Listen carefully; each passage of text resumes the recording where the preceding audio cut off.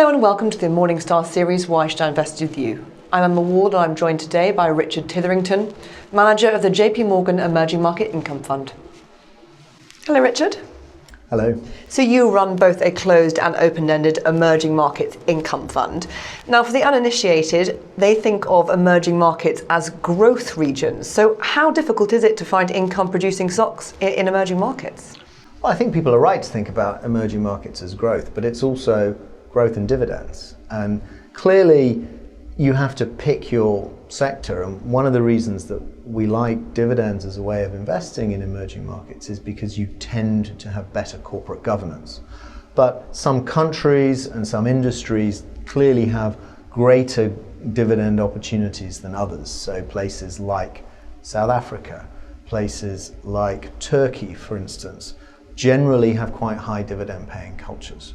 Other countries, Korea, India, less so. Some industries are better than others. So some of the consumer related companies tend to have quite good dividend policies, but banks and some of the more cyclical companies tend not to. So yes, you've got to be very stock specific. Does that lead to a sort of less diversified portfolio? You've mentioned there that certain sectors are better than others. You know, are you only buying consumer stocks if you buy your fund? No, I mean, we wouldn't have launched the funds in the first place if we couldn't get good diversification. There are a couple of sectors that are different from a standard fund, and we would tend to have more in consumer orientated companies, maybe more in telecom orientated companies than a standard emerging market fund. But no, it's important that it is a diversified opportunity set.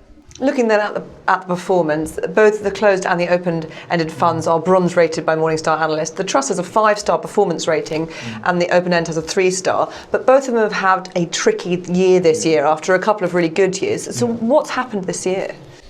Oh, we can sum it up in one word. It's currency.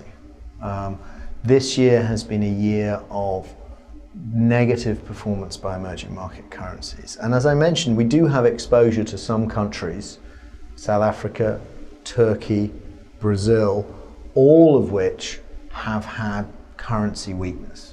Now, normally you'd expect them to offset themselves. So if Brazil's weak because it's commodity orientated, you'd expect Turkey to do better.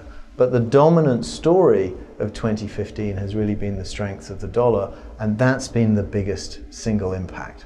And therefore, do we need to see the dollar weaken in order for these emerging markets to uplift?